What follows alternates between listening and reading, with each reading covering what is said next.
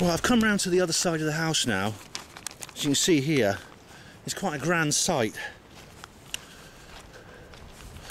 It's sort of built very similar to sort of Blenheim Palace and things like that, places like that. Now, interestingly, I don't know if you watch my Blenheim Palace films. I'll put a link in the description box, just in case you haven't. But the actual north gate of the Blenheim Palace estate is very close to this.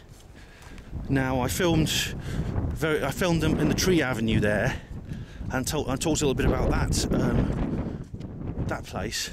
Blenheim Palace is bigger than Ditchley Park. It's grander and more opulent, but it's built in the same time period, same kind of architecture. And a difference between Blenheim Palace and this place is that Blenheim Palace is public, and this place is private. No one's ever heard of this, but everyone knows Blenheim Palace. Now I've got to find out where I go from here. Very posh, isn't it? I mean, you just look at the place. You can never go in there. There's no way I can ever get in there. Completely off limits. I mean, there is one way I could sneak in there. So I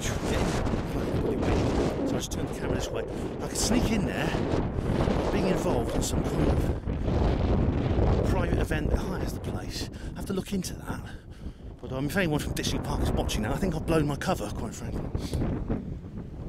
Now, I know what some of you are thinking.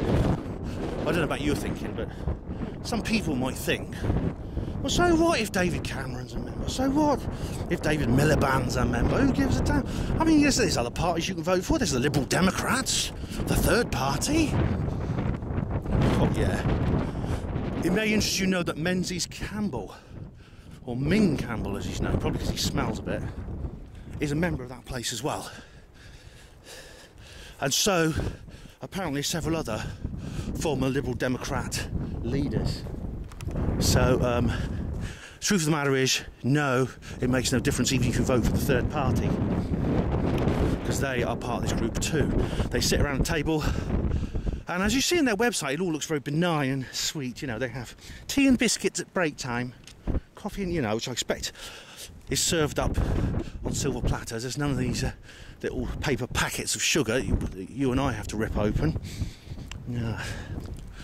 Where do I go from here? Soon find out. But now, I think it's about as close as we can get. It's very, very opulent estate, where the secret rulers of the world meet. And we've got to face it, that because there's a crossover in membership. Damn gate. Because there's a crossover in membership between the Bilderberg Group and this place, you've got to imagine that a lot of their policies are shared as well. So someone described this, I can't remember which researcher, but somebody described Ditchley Park as the steering committee of the Bilderberg Group. It's quite likely. Anyway, there are no vehicles at the moment. I saw what looked like a transit van coming in a minute ago. I've got another cattle grid there. Oh. Give me a chance to scrape some of the mud off my feet. I haven't got any wellies, unfortunately. I'm one of those kind of people. Right, and where do I go from here? I just have to check my map. Be back in a minute.